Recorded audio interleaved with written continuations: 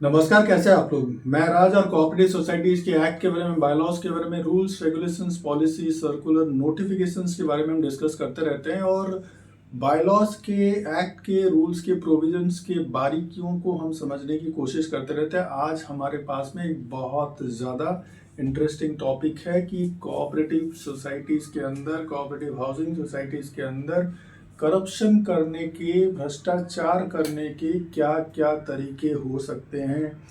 क्या जो हम डिस्कस करने जा रहे हैं वो पॉसिबिलिटीज हो सकती है? क्या यही तरीके हैं कोऑपरेटिव सोसाइटीज में भ्रष्टाचार करने के? ये पेटेंट फॉर्मूलाज हैं जिसके बेस पे कोऑपरेटिव सोसाइटीज के अंदर में करप्शन होता है, भ्रष्टाचार होता है। तो एक के बाद एक देखते हैं। और वीडियो थोड़ा सा लंबा होगा मगर इंटरेस्टिंग होगा, तो आप कोशिश कीजिए कि पूरा वीडियो देखें। थोड़ा पेशेंस बना के रखना पड़ेगा। चलिए फर्स्ट पॉइंट पे चलते हैं। Amendment of the bylaws to manipulate the funds of the society. Society के पास लाखों में, करोड़ों में फंड होता है based on the number of members in the society. कहीं कहीं पे 100, कहीं पे 200, कहीं पे 1500, 2000 या 3000 मेंबर्स की सोसाइटी भी होता है। तो फंड्स करोड़ों में, 2 से 4, 5 या 10 करोड़ तक भी हो सकते हैं। सालाना मेंटेनेंस का अमाउंट, जो सर्विस चार्जेस और मेंटेनेंस के जो चार्जेस आप भर रहे हो, ये लाखों और करोड़ों में है। कोई समाज सेवा हर आदमी हो सकते हैं, कुछ आदमी अच्छे भी हों, मगर जहाँ पे कमेटी मेंबर्स की कोई सैलरी नहीं है, वो ऑनरेरियम है, ठीक है, एक भत्ता हो सकती है, तो वहाँ पे इतने लोग उतावले क्यों रहते हैं कि कमेटी के मेंबर बनना है, सोसाइटी का चेयरमैन बनना है, सेक्रेटरी बनना है? क्या समाज सेवा करने के लिए ही सारे आते हैं? देखिए, वो तो आप खुद ही समझ सकते हो। तो बायलॉज में अगर कोई प्रोविजन है, कहीं भी आप 25,000 रुपये वन टाइम खर्चा कर सकते हो, कहीं पे 1 लाख रुपए वन टाइम खर्चा कर सकते हो, और उससे ज़्यादा अगर आपको खर्चा करना है तो आपको जनरल बॉडी का अप्रूवल लेना पड़ेगा। तो आप क्या करते हो, अमेंडमेंट के लिए चले जाते हो, बायलॉज के इस क्लॉज को, इस सेक्शन को, इस प्रावधान को अमेंड करने के लिए एक प्रपोजल लेके जाते हो जनरल बॉडी मीटिंग में, और वहाँ पे जाके आप क्या अप्रूव करा के आ जाते हो? नहीं नहीं, एक साथ अभी 2 लाख, 3 लाख, 4, 5, 6 या 10 लाख तक खर्चा कर सकते हैं। तो ये जो प्रावधान है कि 1 लाख से ऊपर अगर खर्चा करना है तो हर बार जनरल बॉडी में जाना है, तो इसको वहाँ पे ये लोग हटा देते हैं। और उसके बाद एक बड़ा अमाउंट फिर रखते हैं और कोटेशन मंगा के वो अमाउंट खर्चा किया जा सकता है। तो बार बार जनरल बॉडी, ठीक है ना, उसमें पॉइंट आउट करेगी या वहाँ पे हडल्स क्रिएट करेगी, तो वो प्रोविजन ही वो हटा देते हैं। उसके आगे आप समझ सकते हो। तो ये हो गया आपका पॉइंट नंबर 1। फिर removal of the names of the member from the members register.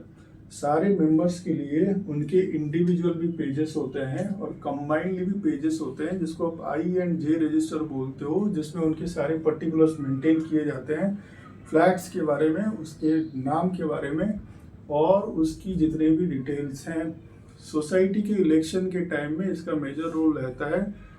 हो सकता है कि आप ऐसे मेंबर्स को उसमें इंक्लूड नहीं करना चाहते हो, या किसी तरीके से मैनिपुलेट करते हो, या उनका नाम रिमूव कर देते हो जो इलेक्शन में आपके लिए सपोर्ट में ना हो, आपके अगेंस्ट में पड़े, ऐसा भी हो सकता है। तो आप क्या करते हो, removal of the names of the members from the members register. और इलेक्शन टाइम में वो क्या भागेगा और भाग के जाके रजिस्ट्रार के पास अपील करेगा, और वही 15-20 दिन, 30 दिन के अंदर सारा करके फिर ऑर्डर लेके आ जाएगा और अपना एक वोट करेगा। ठीक है, वो भागता रहे, तब तक इलेक्शन खत्म हो जाएगा और फिर हम चुन के आ जाएंगे और कर देंगे फिर उसके बाद। बट ये एक वोट भी कीमती होता है। 1, 2, 5 या 10 वोट से कोई कैंडिडेट जीत भी सकता है और हार भी सकता है। तो एक वोट भी मैनिपुलेट नहीं करना है। फिर उसके बाद transfer of interest on death of the member कई जगह में होता है, सारी डॉक्यूमेंट्स क्लियर होता है, सारे नॉमिनेशन फॉर्म्स वगैरह क्लियर होते हैं, हेयरशिप सर्टिफिकेट भी होता है। सोसाइटी मैनेजिंग कमेटी क्या करती है, अच्छा ये डॉक्यूमेंट भी लाओ, वो भी लाओ, ये भी लाओ, आप घूमते रहो, चक्कर काटते हो, आप वकील तो हो नहीं या कोई हाउसिंग सोसाइटी के एक्सपर्ट तो हो नहीं, बायलॉज पढ़ने में आपका कोई इंटरेस्ट है नहीं, एक्ट पढ़ने में आपकी कभी कोई दिखी नहीं इंटरेस्ट, तो फिर आप क्या करोगे? चक्कर काटते रहोगे, चक्कर काट काट के थक जाओगे, लास्टली आप कोई एक एजेंट के पास जाओगे या किसी मैनेजिंग कमेटी के किसी और मेंबर के पास जाओगे, बोले यार हमारा काम करा दे, तो बैकडोर एंट्री से शायद आपका काम हो जाए। तो बैकडोर एंट्री में काम अगर होगा तो वहाँ पे तो फिर समझ रहे हो ना, कुछ एडिशनल चीज़ें भी लग सकती हैं, तो वो फिर देके आपका काम हो जाएगा। तो ये भी करप्शन के दायरे में आता है, ये भी भ्रष्टाचार के दायरे में आता है, जहाँ पे अनड्यू इंटरेस्ट से, अनड्यू प्रिविलेजेस से कोई काम हो रहा है, नॉर्मल प्रोसेस से नहीं हो रहा है। आपको रखा गया है सेवा करने के लिए, आप काम कर रहे हो मेवा वाला, ठीक है ना। तो ये तीसरा हो गया। चौथा, rights of the member to see the books etcetera. Books मतलब books and records in the society in which your transactions are there. In which your transactions का मतलब यही नहीं कि जो कॉरेस्पॉन्डेंस आप कर रहे हो, जो आपके डॉक्यूमेंट्स है, आपका शेयर सर्टिफिकेट है, आपके ट्रांजेक्शन के अंदर वो भी आते हैं जहाँ पे आपसे रिलेटेड डिसीजंस लिए जा रहे हैं, जैसे मिनट्स ऑफ द मीटिंग, जैसे एजीएम के रिकॉर्ड्स, वैसे draft minutes of the meeting, ठीक है। जैसे कोई कॉरेस्पॉन्डेंस जो मेंबर्स से, मतलब मेंबर्स के कॉमन इंटरेस्ट में लिए जा रहे हैं, जैसे बजट से रिलेटेड कोई चीज़ है, ठीक है, जैसे फंड से रिलेटेड कोई चीज़ है, ठीक है, तो वो सारी चीज़ें भी उसमें आती हैं। तो उन चीज़ों का भी रिकॉर्ड का इंस्पेक्शन आपको करने का हक है। तो मैनेजिंग कमेटी क्या करती है? नहीं नहीं, ये आपका नहीं है, नहीं आपको नहीं दिखाया जा सकता, नहीं आपका क्या लेना देना है, नहीं आप कौन होते हो, आप अपना वाला देखो, आपका यू फाइल रखा हुआ है वो देख लो, आप देख के निकलो। तो ये नहीं है।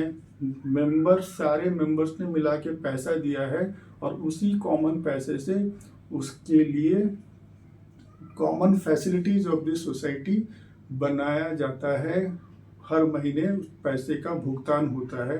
तो वो मेंबर्स के राइट उतने ही हैं जितने सारे कॉमन मेंबर्स सबके मिला के हैं किसी कॉमन पर्पस के लिए।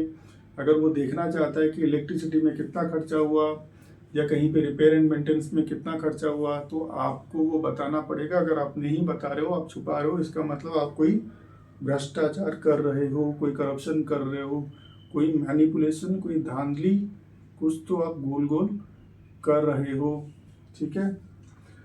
फिर उसके बाद एक्सपल्सन ऑफ द मेंबर।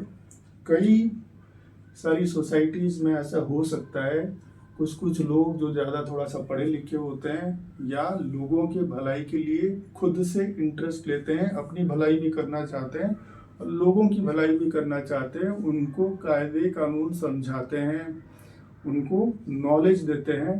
तो ऐसे लोग मैनेजिंग कमेटी जो वेस्टेड इंटरेस्ट वाले होते हैं उनकी आंखों में चुभते हैं, क्योंकि उनके करप्शन या उनके भ्रष्टाचार या उनके मनमानी के तरीके में ये बाधा उत्पन्न करते हैं।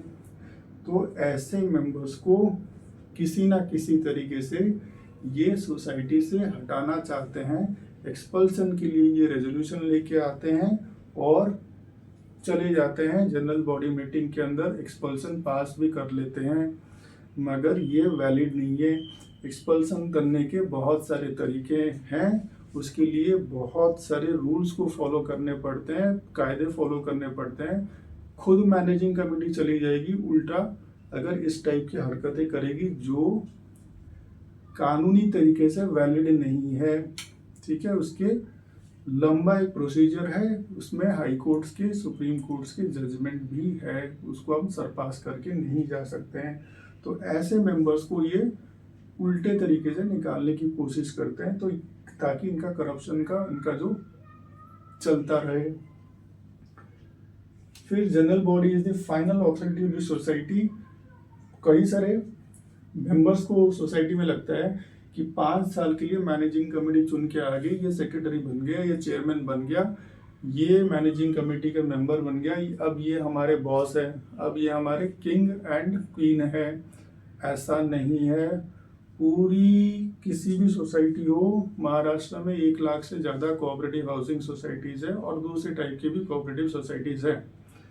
ठीक है, तो सबसे ज़्यादा पावर, सुप्रीम अथॉरिटी, सबसे ज़्यादा अथॉरिटी जो है वो सिर्फ जनरल बॉडी मीटिंग, मतलब पूरी सोसाइटी की मीटिंग, मतलब पूरी सोसाइटी के मेंबर्स जब वो साथ में बैठते हैं और जब वो डिसाइड कर लेते हैं, वही सोसाइटी के लिए कानून बनता है और वही पावर है सोसाइटी की।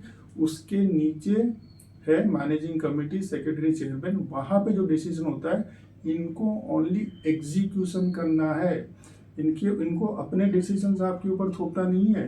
तो आप अपने राइट्स पहचान लो, नहीं तो करप्शन होगा। इसका मतलब अगर आप जनरल बॉडी में नहीं जा रहे हो, इसका मतलब आप करप्शन के भागीदार हो। आपके जाने और नहीं जाने की वजह से decision making end funds of the society effect हो रहे हैं। आपकी वजह से दूसरे मेंबर भी सफर करेंगे, तो आप ही करप्शन के हिस्सेदार हो। आप ही की वजह से भ्रष्टाचार को बढ़ावा मिल रहा है। ठीक है, फिर members of the committee shall be jointly and severally responsible for their act and omission. जो लिखा गया है उसके लिए अगर वो आप नहीं कर रहे हो, मैनेजिंग कमेटी, चाहे वो सेक्रेटरी हो, चेयरमैन हो, कोई ट्रेजरर हो या कोई दूसरा मैनेजिंग कमेटी का मेंबर, तो आप अपने एक्ट के लिए रिस्पॉन्सिबल हो। ठीक है, और ओमिशन के लिए भी, अगर आप कुछ कर भी नहीं रहे हो जो करना चाहिए, जो आपने किया, गलत किया, उसके लिए तो आप रिस्पॉन्सिबल हो ही। जो आपको करना चाहिए था और आपने वो नहीं किया, ठीक है, उसके लिए भी आप रिस्पॉन्सिबल हो। ठीक है, और ये मैक्सिमम मैनेजिंग कमेटी के मेंबर्स को मालूम है, और मालूम नहीं है तो अगर आप इग्नोरेंट हो तो ये कोई एक्सक्यूज नहीं है, तो आप मैनेजिंग कमेटी को मेंबर फिर नहीं बनते।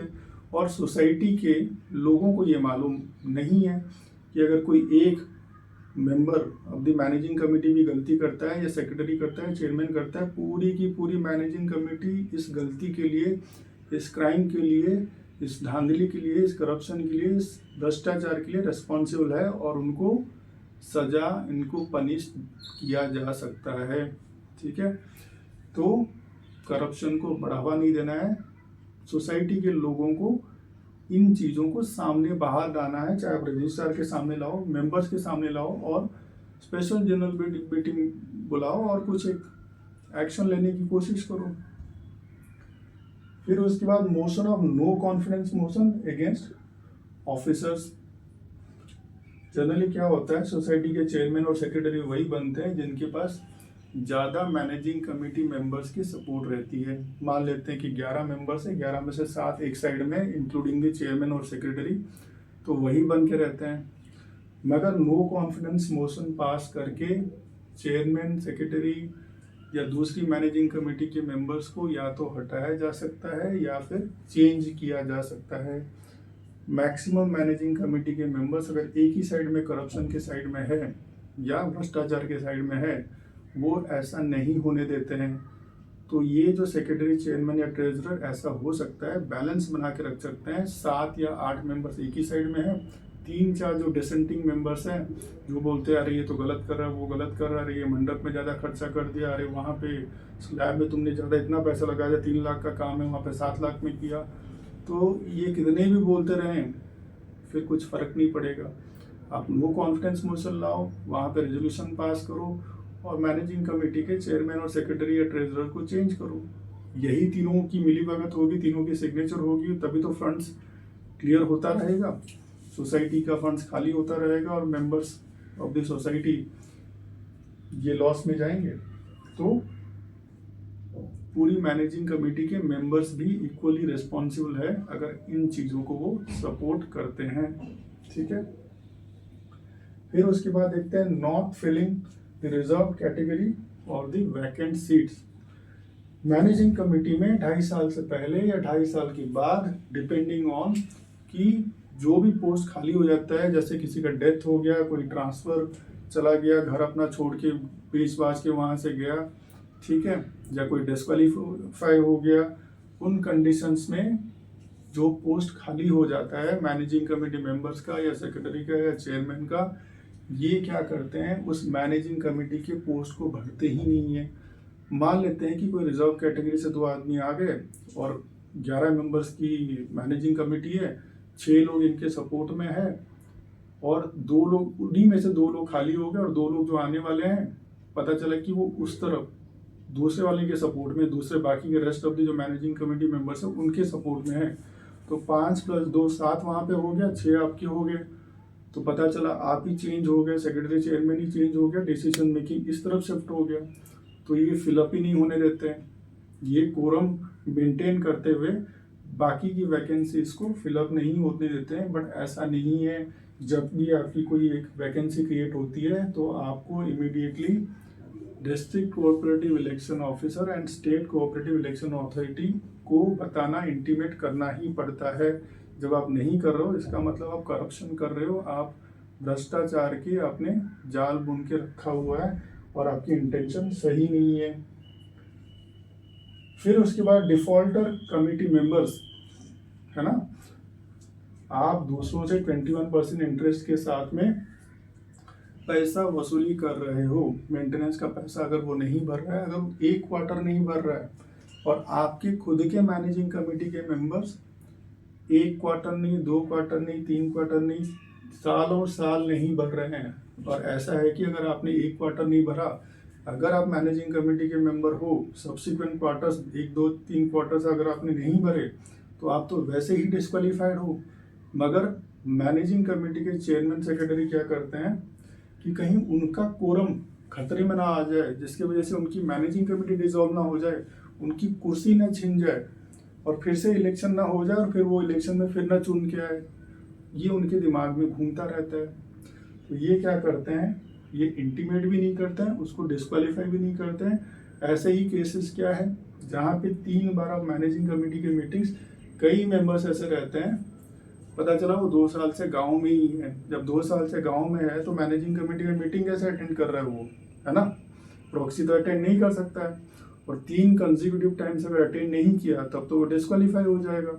इमीडिएटली आपको इन्फॉर्म करने पड़ेगा रजिस्टर ऑफिस में और कोऑपरेटिव इलेक्शन अथॉरिटी में। तो वो कंटिन्यू कैसे करे, इसका मतलब आपने गलत तरीके से अपना कोरम मेंटेन किया है, आपकी कमेटी तो डिसॉल्व हो जानी चाहिए थी, फिर से इलेक्शन होना चाहिए था। तो ये भी आपका भ्रष्टाचार का तरीका है, आप फंड खाली करते जा रहे हो जबकि आपकी सोसाइटी मैनेजिंग कमेटी के पास कोरम है ही नहीं, डिसॉल्व होना चाहिए। तो ये डिफॉल्टर कमेटी मेंबर्स को भी ये पाल के रखते हैं, उसको, ठीक है ना, सहला के उसको भी रखते हैं और उससे जो काम करवाना है करवाते रहते हैं और अपना कोरम मेंटेन करते हैं। फिर वैसे ही defaulter society members as loyal voters and supporters. विडंबना है कि अगर आप डिफॉल्टर हो तो आप मैनेजिंग कमेटी के मेंबर के लिए खड़े नहीं हो सकते हो, मगर आप डिफॉल्टर हो तो आप वोट कर सकते हो क्या? अगर वोट कर सकते हो तब तो पता चला कि 60% जो डिफॉल्टर है, जो पैसे ही नहीं भर रहे हैं और वोट वही करके लेके आ रहे हैं, उन्हीं का चेयरमैन, उन्हीं का सेक्रेटरी और उन्हीं का पूरी मैनेजिंग कमेटी बनना है। तो डिसीजन क्या होगा, कलेक्शन क्या होगा और वसूली क्या होगी डिफॉल्टर मेंबर से, जब सपोर्टर ही वही है और वोटर ही वही है। समझ रहे हो ना? तो मतलब ये आपका करप्शन का दूसरा तरीका है। तो मैनेजिंग कमेटी की ऐसे लोगों को निकाल के घर में बिठाने के लिए उस सोसाइटी में कोई मेंबर ऐसा होना चाहिए जिसको कायदे कानून मालूम हो, 4 दिन के बाद खड़ा करा दे और पूरी मैनेजिंग कमेटी को घर बिठा दे। मगर प्रॉब्लम यह है कि घर बिठाने के बाद भी अगर डिफॉल्टर मेंबर्स ही वोटर हैं, वही लोग चुन के उनको फिर से कुर्सी में बिठा देंगे। तो मैनेजिंग कमेटी अच्छा लाने के लिए सोसाइटी के मेंबर्स को ही एक्टिव होना पड़ेगा, नहीं तो वही वही वही और वही चलता रहेगा। फिर उसके बाद आते हैं 3 चिल्ड्रन कमेटी मेंबर। 2001 के बाद अगर आपके 3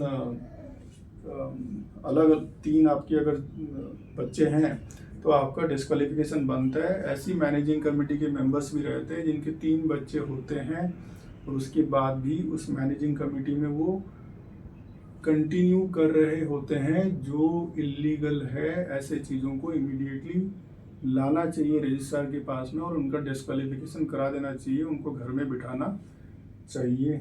ठीक है। फिर उसके बाद committee member house on rent, अपने फ्लैट को उसने रेंट पे चढ़ा दिया है बिना इंटीमेशन किए गए।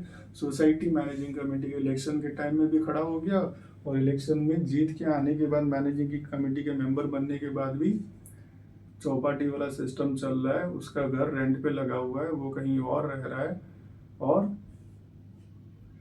पैसे भी उसको बराबर आ रहे हैं।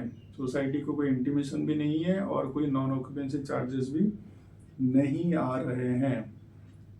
तो उस कंडीशन में भी उसका डिस्क्वालिफिकेशन बनता है। मैनेजिंग कमेटी के सेक्रेटरी चेयरमैन उसको प्रोटेक्ट करके सालों साल रखते हैं, 5 साल अपना निकाल देते हैं। तो ये भी करप्शन करने का तरीका है, ये भी भ्रष्टाचार का तरीका है। फिर एजीएम और SGM outside the society plus lunch, जेवन, है ना। तो कई सारी सोसाइटी में बहुत जगह होता है, वहाँ पे आराम से हार्ड कोर्ट्स होते हैं, वहाँ पे बड़ा प्रेमाइसेस होता है या कोई कोना होता है जहाँ पे लगा के आप सामियाना वगैरह वहाँ पे मैनेजिंग कमेटी के लिए, मैनेजिंग कमेटी और मेंबर्स के लिए वहाँ पे आप स्पेशल जनरल मीटिंग या एनुअल जनरल मीटिंग कंडक्ट कर सकते हो। मगर सोसाइटी मैनेजिंग कमेटी क्या करती है, बाहर कहीं पे एक हॉल लेती है, डिस्टेंस में लेती है, ताकि कम से कम लोग वहाँ पे जाए, सपोर्टर्स उनके सबसे ज़्यादा जाए, लोगों की कन्वीनियंस मेंटेन ना हो पाए। जितने कम लोग आएंगे और जितने उनके सपोर्टर्स ज़्यादा आएंगे, उनकी जो एजेंडा पॉइंट्स है उनके फेवरेबल वाले जो उन्होंने सोच के अपने दिमाग में लाया है वो सब आराम से क्लियर हो जाएगा। सोसाइटी के फंड खाली होते रहेंगे और कुछ लोग हैं जो खाने के लिए ही आएंगे, लंच के टाइम में आएंगे। 1 बजे लंच है, 10 से 1 तक सारे एजेंडा पॉइंट्स तब तक क्लियर हो गए होंगे।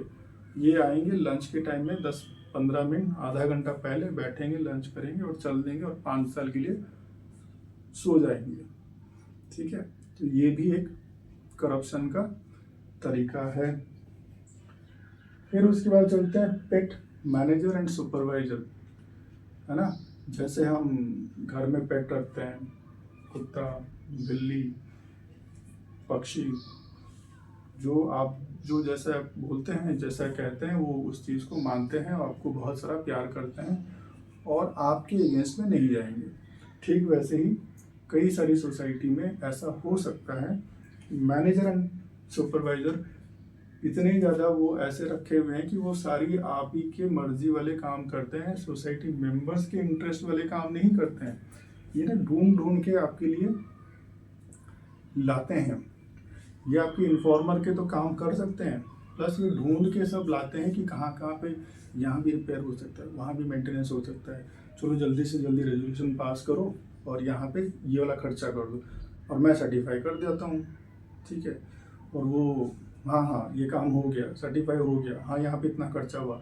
4 टाइल्स जहाँ पे चेंज करने होंगे वहाँ पे आप 40 या वहाँ पे 400 टाइल्स चेंज करके पूरा उस स्ट्रिप का, रास्ते का पूरा स्ट्रिप आप निकलवा के चेंज कर दो। ठीक है। 4 लाख का आप काम कर लो, 10% 40,000 आप सैलरी हो गई आपकी उस महीने की। ठीक है ना। ऐसे हो सकता है, होता है नहीं, हो सकता है। ठीक है। तो सुपरवाइजर और मैनेजर लोगों के इंटरेस्ट में काम नहीं करते हैं, ऐसा हो सकता है।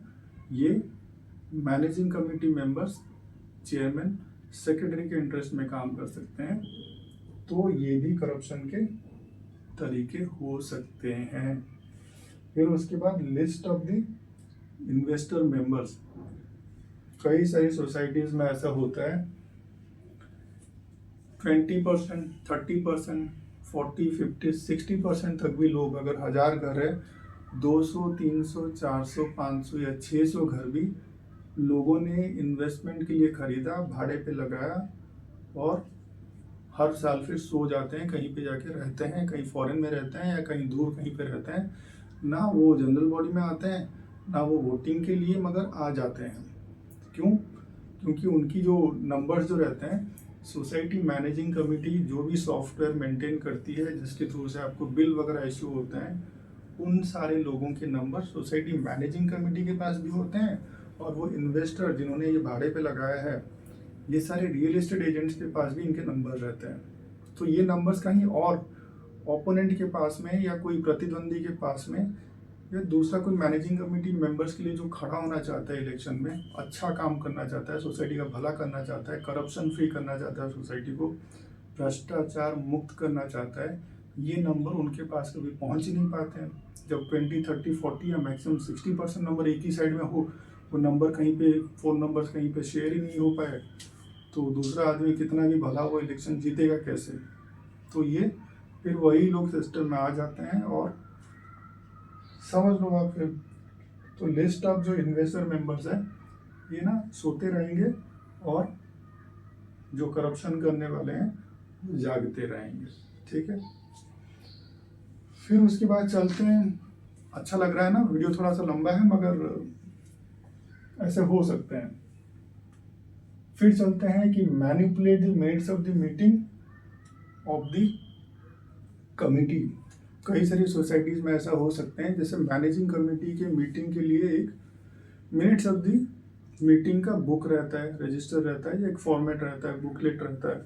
उसके अंदर में आपको लिखना है, सेम टाइम लिखना है जिस टाइम में मीटिंग हुआ, सबके प्रेजेंस में लिखो, और किसकी सहमति है, किसकी असहमति है, एसेंट एंड डिसेंट वहाँ पे आपको मेंशन करना है, उनके सिग्नेचर लेने हैं, कितने लोगों के हुए, उस हिसाब से रेजोल्यूशन पास हुआ या रेजोल्यूशन पास नहीं हो पाया वो वहाँ पे करना है। और नेक्स्ट कंसेक्यूटिव मीटिंग में confirmation of the last agenda points को आपको रखना है। यही है ना। क्या ऐसा होता है कि चेयरमैन सेक्रेटरी वो बुक लेके अपने, जैसे स्कूल बैग की तरह, स्कूल के बच्चे जैसे साथ में लेके अपने घूमते रहते हैं, अपने घर में लेके रख देता है क्या? वो मैनेजिंग कमेटी या सोसाइटी ऑफिस में नहीं रहता है और वहाँ बैठ के खुद अपनी मर्जी के हिसाब से कैसे मैनिपुलेट किया जाएगा वहाँ बैठ के लिखता रहता है। और फिर जो एसेंट डिसेंट क्या है, जैसे वो मेंटेन करना चाहिए वो नहीं होता है, और अपने हिसाब से मैनिपुलेट होने के बाद फिर सपोर्टर वाले अपनी मैनेजिंग कमेटी के मेंबर से सिग्नेचर कराया और बाकी लोगों ने बस, फिर वो एजेंडा पॉइंट मेंटेन हो गया, उसी को लेके आप जनरल बॉडी में गए। फिर ठीक है ना, समझ रहे हो। फिर उसके बाद है कमिटी मेंबर्स नॉट अटेंडिंग और डिसेंट नोट। जहाँ पे कोई भी एजेंडा पॉइंट लाया जाता है, इंटरनल मैनेजिंग कमेटी मीटिंग जो हर महीने होते हैं, वहाँ पे जहाँ पे आपकी सहमति है वहाँ पे वो लिखना है, जहाँ पे असहमति है, डिसेंट है, मैं इस चीज़ को मानता नहीं हूँ, ये गलत है, ये भी लिखना है। अगर आप नहीं लिख रहे हो तो आप साइलेंटली उसको सपोर्ट कर रहे हो, इसका मतलब आप भी मैनिपुलेट करना चाहते हो, आप भी ऐसे भ्रष्टाचार को सपोर्ट करना चाहते हो, और वो उसके लिए फिर फंड क्लियर हो जाएगा, जो लोगों की मेहनत की कमाई है वो क्लियर हो जाएगा। तो ये गलत है। फिर diluting the agenda point of the SGM, special general body meeting, by adding own points. कई जगह में ऐसा होता है, जागरूकता जिनमें थोड़ा सा ज़्यादा हो, कुछ सोसाइटी के मेंबर 2, 4, 5 ही ऐसे गिनती से हो सकते हैं, या कहीं एक भी नहीं हो। अगर एक भी है तो वो घूम के वो क्या करता है कि 1/5 of the members of the society का सिग्नेचर लाता है। कोई बहुत ही वैल्यूएबल पॉइंट है, एजेंडा पॉइंट्स है, वो सोसाइटी में सिग्नेचर सबमिट करता है, बोलता है कि देखो भाई ये हमारा एजेंडा पॉइंट है कि यहाँ पे इसको जनरल बॉडी में लिया जाए। तो मैनेजिंग कमेटी के लिए ये कंपलसरी है कि स्पेशल जनरल बॉडी मीटिंग बुलाना पड़ेगा जब 1/5 of the members of the society का सिग्नेचर आ जाए विथ एजेंडा पॉइंट। तो ये काउंटर करने के लिए अपने 2-4 बंदों को ये भेज देते हैं, इनके पास ना ऐसे रहते हैं, ये यही काम के लिए सालों साल यही काम करते हैं, और वो घूम के एक दूसरे पॉइंट के लिए फिर जाके सिग्नेचर लेके आते हैं। देखो ये एजेंडा पॉइंट भी इम्पोर्टेंट है, ये भी डिस्कस करना है। ये क्या करते हैं, 1/5 ऑफ द मेंबर्स ये भी सिग्नेचर लेके आ जाते हैं कि ये पॉइंट भी डिस्कस होने वाला है। ये क्या करते हैं, पॉइंट जो डिस्कस होने वाला था एक्चुअली इसके साथ में इन लोगों के पॉइंट्स में मिक्स करके जनरल बॉडी में उसको भी क्लियर करा लेते हैं। जो होना चाहिए था वो अटक जाता है, जो नहीं होना चाहिए था वो क्लियर हो जाता है। क्योंकि जनरल बॉडी में मीटिंग में बैठने वाले लोग तो वहाँ पे खाने के लिए मैक्सिमम लोग आते हैं ना, 5 साल में दिखाई नहीं देते, या आएंगे सब घूम फिर के आएंगे जब तक जनरल बॉडी की मीटिंग खत्म हो जाएगी, रेजोल्यूशन सब पास हो जाएंगे। कुछ लोग आधे में आएंगे, कुछ लोग घूमने चले जाएंगे, उनके लिए त्यौहार इम्पोर्टेंट होता है। तो तब तक इनके जो सपोर्ट में जो मैनेजिंग कमेटी को जो पॉइंट्स चाहिए वही क्लियर हो जाते हैं, जो एक्चुअली जो लोगों ने दिया था वो ठंडे बस्ते में चला जाता है। तो ये डाइल्यूट कर देते हैं ऐसे पॉइंट्स को और करप्शन के नए तरीके ढूंढ लेते हैं। Misutilizing with the permission of the chair. कुछ मैनेजिंग कमेटी के या बहुत जगह में ऐसा होता होगा, with the permission of the chair, आदरणीय सचिव तो नहीं, सचिव तो सेक्रेटरी है ना, अच्छा, अध्यक्ष चेयरमैन के परमिशन से, अनुमति से दूसरे एजेंडा पॉइंट्स भी डिस्कस हो सकते हैं जो नॉर्मली लिखे नहीं रहते हैं, जो सर्कुलेट किया जाता है मेंबर्स ऑफ दी सोसाइटीज को।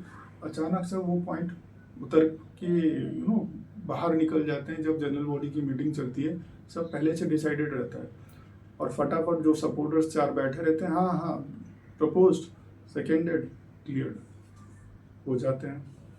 तो ये करप्शन के नई, ये भ्रष्टाचार के सब पेटेंट तरीके हैं, ठीक है ना। क्योंकि आप तो जाओगे नहीं, आपको घर में बैठना है 5 साल, बैठो।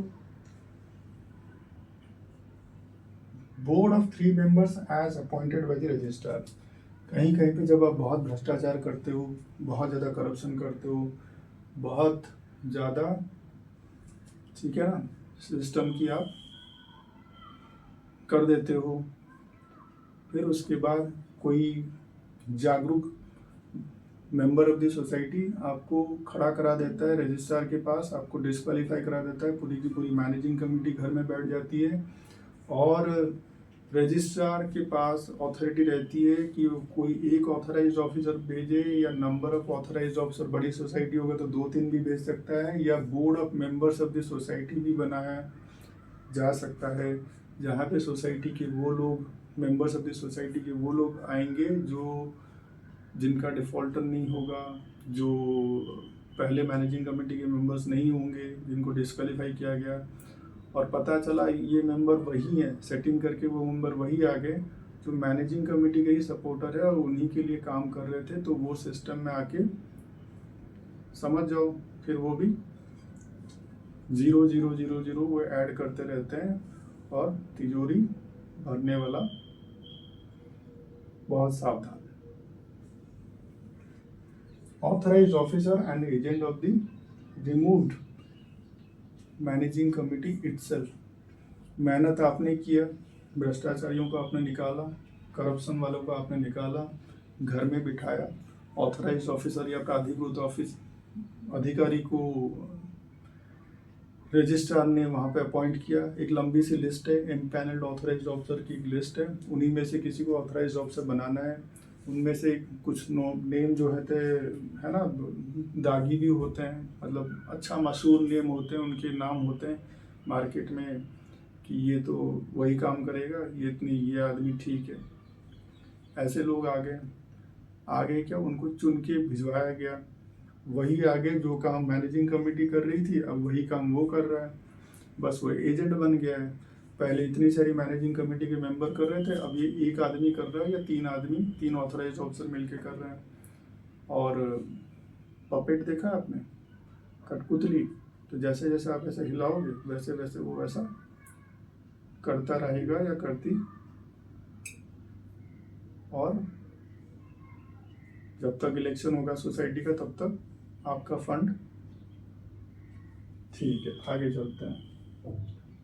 Protecting illegal extension of the nears and dears. कई सारी जगह में ऐसा हो सकता है कि 1 BHK को 2 BHK, 2 को 3, ग्राउंड में हो या हवा में हो, मैनेजिंग कमेटी के मेंबर्स और उनके सपोर्टर्स के इलीगल कंस्ट्रक्शन या एक्सटेंशन होते रहते हैं जो मैनेजिंग कमेटी सपोर्ट करती है, क्योंकि या तो ये उनको फंडिंग करते हैं या उनके सपोर्ट में वोट बैंक लेके आते हैं, और ना म्यूनसिपैलिटी को इन्फॉर्म करती है ना, तो ये सालों साल चलता रहता है। तो ये भी एक तरीका है भ्रष्टाचार का, करप्शन का। Forcefully stopping the member from contesting, जब इलेक्शन होता है ना 5 साल में, समझा बुझा के प्यार से जो सत्ता में रहते हैं या जो वेस्टेड इंटरेस्ट के रहते हैं वो चाहते ही नहीं कि इलेक्शन वहाँ पे हो, तो वो ना सब बुलाएंगे, डिस्कस करेंगे, अच्छा 4 सीट तुम्हारा, 5 तुम्हारा, 15 में से, ठीक है, तो 5 तुम्हारे, 10 हमारे रहेंगे या 6 तुम्हारे, मेजॉरिटी तो अपने साइड में रखना है ना, करके इलेक्शन ही नहीं होने देंगे। सब करके थक गए, 3 बार आपको बुला लिया या ऐसे बार बार मीटिंग करके थक गए, इलेक्शन हो ना पाए, मगर फिर भी कुछ लोग मानते नहीं है, फाइनल इलेक्शन हो जाता है।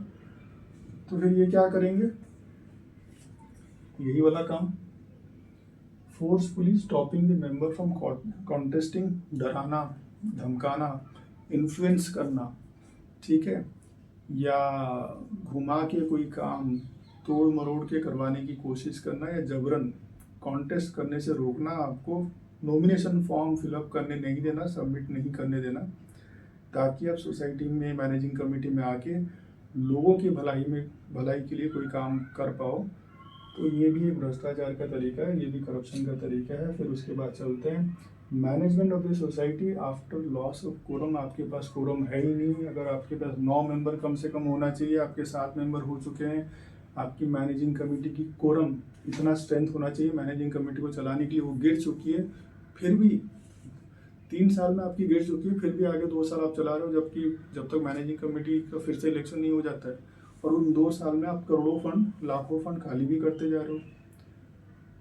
बहुत बड़ा अपराध है, बहुत बड़ा क्राइम है। और यही real estate agent of society as part of the committee, उसी सोसाइटी के अंदर फ्लैट खरीदने बेचने का काम कर रहे हो, मैनेजिंग कमेटी को मालूम है, मैनेजिंग कमेटी आपको सेक्रेटरी, चेयरमैन, पूरी मैनेजिंग कमेटी आपको कमेटी से निकाल नहीं रही है, ऊपर बता नहीं रही है रजिस्ट्रार के पास, और आप डिस्क्वालीफाई नहीं हो रहे हो, क्योंकि आपकी मैनेजिंग कमेटी के अंदर सपोर्टर कम होंगे, आपकी डिसीजन मेकिंग की एबिलिटी कम होगी, तो आप करप्शन के भागीदार हो, आप चीज़ों को मैनिपुलेट कर रहे हो। Managing quotations and not allowing others, छोटा सा छोटा काम कराना और बड़ा से बड़ा काम कराना। आप कोटेशन मंगा लेते हो, कोटेशंस कैसे होते हैं, या 3 लोगों का आपने खुद ही बुला लिया, पता चला आपका खुद का ही है ना, और अरे पाटिल साहब आप सबमिट कर देना, ये देखो एक ये स्लैब्स का रिपेयर है, तो आप टाइल्स वगैरह चेंज होंगे, तो आप उसको बोल देना वो एंटरप्राइजेस को, तो वो दे देगा, अच्छा 2 और मंगवा लेना, ठीक है, तो ये तीनों का दे देना, और वो शाह पाटिल जैन इंटरप्राइजेस का सबसे कम होना चाहिए, तो 3 कोटेशन वही लेके आ जाता है, आप ही ओपन कर देते हो, 4 लोग आपके बैठते हैं, एंटर वगैरह कर देते हो, स्टैंपिंग वगैरह कर लेते हो, बिफोर अस कर लिया, मैनेजर को बिठा लिया, चौथा सिग्नेचर उसका ले लिया, एक्नॉलेजमेंट के तौर पे खोल दिया, now this enterprises has been found to be the lowest quoted bidder and he is awarded, दे दिया। यही कर करके 5 साल निकाल देना, खाली कर देना, ठीक है। फिर उसके बाद चलते हैं no display of public notice on notice board. अब पब्लिक नोटिस मतलब जैसे एक कोटेशन की ही बात कर लेते हैं, ठीक है, आपको लिफ्ट का रिपेयर करवाना है, आपको मालूम है कि उस लिफ्ट में 7 लाख रुपए खर्चा होगा, आपने बजटरी कोड बनाया, फिर उसके बाद आपको कोटेशन नोटिस निकालना है कि कॉम्पिटिटिव बिडिंग हो, और जितने भी लिफ्ट वाले हो, मान लेते हैं मुंबई, नवी मुंबई या कहीं और, जो लिफ्ट के वो हैं सर्विस प्रोवाइडर्स, डीलर्स वगैरह हैं, वो पार्टिसिपेट करेंगे। अगर 15, 20, 30 हैं तो जितने लोगों को डालना है वो डालेंगे। पर आप क्या करते हो, चुपके से सोसाइटी ऑफिस के अंदर में लगा भी देते हो, चिपका भी देते हो, निकाल भी देते हो, ताकि दूसरों को पता ही नहीं चले। फिर आप 3 लोगों को फ़ोन कर देते हो या एक ही को फ़ोन कर लेते हो, तो वो डालता है, 2 और डाल देते हैं, खोल लेते हो, उसको अवॉर्ड कर लेते हो। 7 लाख का काम 10%, ठीक है ना। बार बार ऐसे अलग अलग बिल्डिंग का लिफ्ट रिपेयर करते रहो, 10+10+10, ये तो बस लिफ्ट की काम है। और भी तो कॉन्ट्रैक्ट्स है ना, ये तो वन टाइम रिपेयर की बात है। गार्डनिंग का कॉन्ट्रैक्ट है, क्लब हाउस का कॉन्ट्रैक्ट है, सुपरवाइजर वगैरह हाउसकीपिंग के कॉन्ट्रैक्ट्स हैं, और भी कितने सारे कॉन्ट्रैक्ट्स होते हैं, समझ लो ना। चलते हैं आगे। Not issuing share certificate and letter of allotment, 6 महीने के अंदर आपको share certificate, letter of allotment वगैरह इशू कर देना है। सारे डॉक्यूमेंट उसके पूरे हैं, सेल डीड पूरे हैं, एग्रीमेंट फॉर सेल पूरे हैं, एंट्रेंस फीस उसने दे दिया है, ट्रांसफ़र प्रीमियम दे दिया है, ठीक है। शेयर सर्टिफिकेट की वैल्यूज वगैरह 10 की या 5 की जो भी है वो दे दिया है, फिर भी आप दे नहीं रहे हो, बैठे हुए हो, चक्कर काटे जा रहा है ये। 6 महीना, 1 साल, 6 साल भी काट सकता है। मैनेजिंग कमेटी ही मैनेज्ड है, या तो इनको घर पे बिठा दो, चलो ठीक है वो छोड़ते हैं। तो फिर ये क्या करता है, ये ना जाता है एजेंट के पास, बोलता है देखो ऐसे ऐसे मैं थक गया हूँ, मैं मेंबर बन गया हूँ, ये हो गया, बट मुझे तो मिला ही नहीं, मैं मेंबर बना भी कि नहीं। अच्छा आप चिंता मत करो, साहब चिंता मत करो, कि माझी जवाबदारी है, मैं जाके कर लूँगा, डोंट वरी। जाता है ऐसे, चेयरमैन साहब ये, सेक्रेटरी साहब ये थोड़ा सा कर देना, हाँ ठीक है ओके कर देंगे। हो जाता है 2-4 दिन में, मगर लक्ष्मी हो जाएगा काम। 6 महीने से आप मतलब घूमते रहते हो फालतू के, मतलब 5-6 साल लगा देते हो, 2 साल ऐसे ही जाके हो गया ना काम। यही सब तरीके हैं, ठीक है। Misutilization of the parking space by the chairman, secretary और द मैनेजिंग कमेटी मेंबर।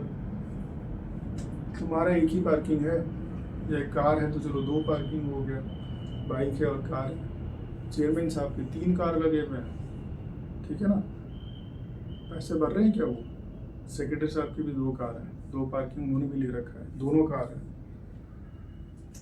पैसे तो नहीं दे रहे हैं, मगर वो सेक्रेटरी है, सोसाइटी के चेयरमैन है, वो 2 क्या 30 कार पार्क कर दें, क्या फ़र्क पड़ेगा। तो ये सब चलता रहता है, ये भी करप्शन के तरीके हैं। जितनी राइट एक आम मेंबर ऑफ द सोसाइटी का है, उतना ही राइट चेयरमैन का है, सेक्रेटरी का है, मैनेजिंग कमेटी मेंबर्स का है, ट्रेजर का है। घर बिठा दिया जाएगा, अगर सही मेंबर ऑफ द सोसाइटी मिल गया सीधा घर में बिठा दिया जाएगा। मगर लोगों को सोने की आदत है, 5 साल सोना है, सो जाओ। Rented out flat without intimation and still part of the committee. घर भाड़े पे चढ़ा दिया, सोसाइटी मैनेजिंग कमेटी को बताया नहीं, पैसे आ भी रहे हैं तो हटाना पड़ेगा। सोसाइटी मैनेजिंग कमेटी अभी भी लेके चल रही है, आपको तो डिस्क्वालीफाई हो चुके हैं भाई साहब, फिर भी वो चल रही है, तो ये भी करप्शन है। फ्रंट बेंचर्स, सबसे आगे जो बैठते हैं, जैसे स्कूल में नहीं होता जो फर्स्ट होता है, सेकंड होता है, थर्ड होता है, फ्रंट बेंचर्स, उनको सबसे ज़्यादा मालूम रहता है। टीचर ना खुश रहता है सबसे ज़्यादा उनसे, ठीक वैसे ही मैनेजिंग कमेटी भी इन लोगों से खुश रहती है, हैप्पी, ठीक है। Front benchers proactive members, supporters, members who are supporters of the managing committee. Proactive मतलब ज़्यादा एक्टिवनेस, ठीक है। ए से एप्पल, आपने ए बोला वो एप्पल बोल देगा, बी बोला वो बॉय बोल देगा इमीडिएटली, आपको पूरा करने की ज़रूरत नहीं है। ठीक वैसे ही जैसे ही एजेंडा पॉइंट आया इधर से वो उठेगा, मी प्रपोज कर तो, प्लीज सेकंड कर तो, हो गया क्लियर, एजेंडा क्लियर। ओ पाटिल साहब आप, हाँ हाँ मी प्रपोज कर दो, क्लियर। खानापुर का साहब, हाँ हाँ हाँ मी सेकंड कर दो, हो गया, प्रपोज हो गया, सेकंड हो गया, बाकी लोग बैठे हुए हैं, फटाफट साइन और दूसरा एजेंडा पॉइंट चालू। तो ये ना हर मैनेजिंग कमेटी जो जितने भी वो जनरल बॉडी मीटिंग कराती है, चाहे एजीएम कराए, एजीएम में सबसे ये फ्रंट बेंचर है, पहले के 1 2 3 रो में यही बैठे रहेंगे और फटाफट क्लियर। यही नहीं देखेंगे कि उसमें कितने का अमाउंट है, कैसे आया, किसने डाला, क्या कंपैरेटिव स्टेटमेंट है, इनसे कोई लेना देना नहीं है, ये सपोर्टर्स हैं, ठीक है। और बाकी जितने लोग हैं वो उससे अफेक्ट होंगे, उनको तो जाना ही नहीं है, या वो पीछे ही बैठे रहेंगे, उनको कुछ बोलना नहीं है, बैठेंगे, साइन करेंगे, अटेंडेंस करेंगे, आ जाएंगे, खाना भी है मीटिंग के बाद। Flat transfer documents, real estate agent, Santa Claus. Santa Claus मालूम ना कैसे है? सेंटा क्लॉज ना ऐसे गिफ्ट लेके आता है, खुशियाँ लेके आता है ना, बहुत सारे। ठीक वैसे ही रियल एस्टेट एजेंट्स जो रहते हैं ये भी सेंटा क्लॉज की तरह होते हैं। कई सारी सोसाइटीज़ में ऐसा हो सकते हैं, होते हैं नहीं, हो सकता है। तो फ्लैट ट्रांसफ़र के लिए डॉक्यूमेंट्स वगैरह चाहिए ना, जो भी 8 10 जो डॉक्यूमेंट्स रहता है, बहुत ज़्यादा डिफ़िकल्ट नहीं है, बट हम सीखने की कोशिश नहीं करते, और मैं सब करा दूंगा, चिंता करने की ज़रूरत नहीं है। तो ये भाग भाग के थक जाता है, कुछ लोग क्या अपने से करने की भी कोशिश करते हैं, होता नहीं है, फिर जाते हैं वो सेंटा क्लॉज के पास में, सब हो जाएगा, चिंता करो ना का, ठीक है। तो फिर वो जाता है, अरे थोड़ा चेयरमैन साहब, सेक्रेटरी साहब, थोड़ा ये अपने वो वर्मा साहब है, तो थोड़ा इनका ये फ्लैट ट्रांसफ़र का वो था, तो ये थोड़ा, हाँ हाँ ठीक है, रख दो, हो जाएगा, मीटिंग है अभी, अभी 14 तारीख को मीटिंग है, हो जाता है। जो 3 महीने में, 2 महीने में जो नॉर्मल प्रोसीजर से होते होते जो टाइम लगना चाहिए, मैक्सिमम 90 डेज में मेंबरशिप होता है, तो ये ना हो जाता है 15 20 दिन में, 7 दिन में, 20 25 दिन में भी हो जाता है, फास्ट फास्ट ट्रैक में हो जाता है।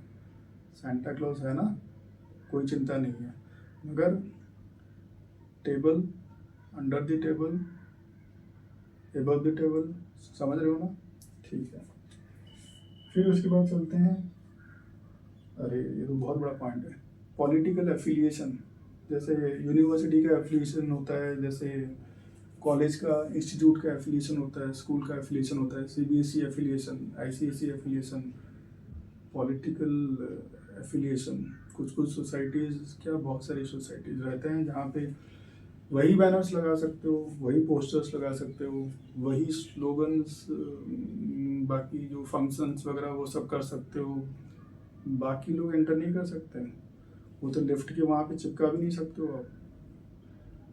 तो जब कर ही नहीं सकते हो तो मैनेजिंग कमेटी फिर एफिलिएटेड है, इसका मतलब हो सकता है, बोल नहीं रहा हूँ, हो सकता है, और काम भी वही करेगी जो इनके उनके इंटरेस्ट में होंगे, वो सोसाइटी के इंटरेस्ट में होगा, ऐसा होगा क्या, पता नहीं, वो देखो अब कैसे है। तो ये एक मुद्दा है, अगर ऐसा रहेगा तो पब्लिक इंटरेस्ट में कौन सा काम होगा, थोड़ा डाउटफुल है, देखिए अब कैसे क्या है। फिर उसके बाद आते हैं, अरे एक बहुत इम्पोर्टेंट पॉइंट है, returning officer acting as an agent. Election का टाइम हो गया, 5 साल खत्म हो गया, मैनेजिंग कमेटी को कहीं पे आपने डिस्क्वालीफाई कर दिया, घर में बिठा दिया, फिर इलेक्शन की बारी आ गई, रिटर्निंग ऑफिसर ये ऐसा आ गया जो सब कुछ आपका ठीक है, फिर भी आप ही को डिस्क्वालीफाई करने में लगा हुआ है, या कुछ ना कुछ नुक्स निकाल रहा है, ऐसा नहीं आपने ये नहीं दिया, वो नहीं दिया, ऐसा ये दे दो, वो दे दो, या कुछ ऐसा कर दिया कि अब अपील में ही जा रहे हो, चलो ठीक है अपील में अब जीत के आ रहे हो, मगर अब चक्कर तो काटना पड़ रहा है, थोड़ा आपके लिए डिफिकल्ट कर देगा। तो मतलब क्या वो भी करप्शन का हिस्सेदार है, वो भी भागीदार है भ्रष्टाचार का। लास्ट पॉइंट भी चलते हैं, इतने सारे हमने देख लिए, मगर एक्चुअल दोषी कौन है, एक्चुअल में रिस्पॉन्सिबल कौन है? Managing committee, chairman, secretary, treasurer, या फिर वो लोग जो सो रहे हैं, सो रहे थे, सोते रहेंगे, जो एक्टिवली पार्टिसिपेट नहीं कर रहे हैं, जो एक्टिव मेंबर नहीं बन रहे हैं, वो। इसमें लास्ट पॉइंट, स्लीपिंग लायंस, सोता हुआ शेर, या डियर्स, मुंह ही नहीं खुलेगा, और कुछ लोग आए हम तो ये कर लेंगे वो कर लेंगे, मैं तो शेर हूँ, मैं शेर नहीं हूँ, मैं फलाना ढिमका। मगर मैनेजिंग कमेटी जो एजीएम और एसजीएम कराती है उसमें जाएंगे ही नहीं और उधर मुंह खुलेगा ही नहीं। डियर हिरन वो खोल ही नहीं पाएगा, उसको मालूम ही नहीं, कभी उसने पढ़ा ही नहीं, कभी जानने की कोशिश नहीं किया, चार लोगों के साथ बैठा ही नहीं और उसको भी इंटरेस्ट है नहीं। मेंटेनेंस दे दिया, हाँ ठीक है देते हुए। हाँ, मॉन्क्स, स्वामी, महाराज, ठीक है, साधु जो लेक्चर देते रहेंगे, अरे ऐसा होना चाहिए, वैसा होना चाहिए, ये होना चाहिए, वो होना चाहिए, अरे ऐसा कर लो, वैसा कर लो। खुद कभी नहीं जाएंगे, खुद एक लेटर कभी डालेंगे नहीं, खुद कभी रजिस्ट्रार के पास भी नहीं जाएंगे। ये वो वाले लोग हैं। वेल विशर्स, अरे मैं तो आपका, ठीक है, अच्छाई के लिए बोल रहा हूँ, अरे आप खड़े हो जाओ, खुद नहीं खड़े होंगे, अरे आप खड़े हो जाओ, हम पीछे हैं, हम सपोर्ट करेंगे, आपको जिता के। अरे नहीं, मैं घर फैमिली वाला इंसान हो, तुम ही फैमिली वाले इंसान हो, बाकी सब मतलब क्या।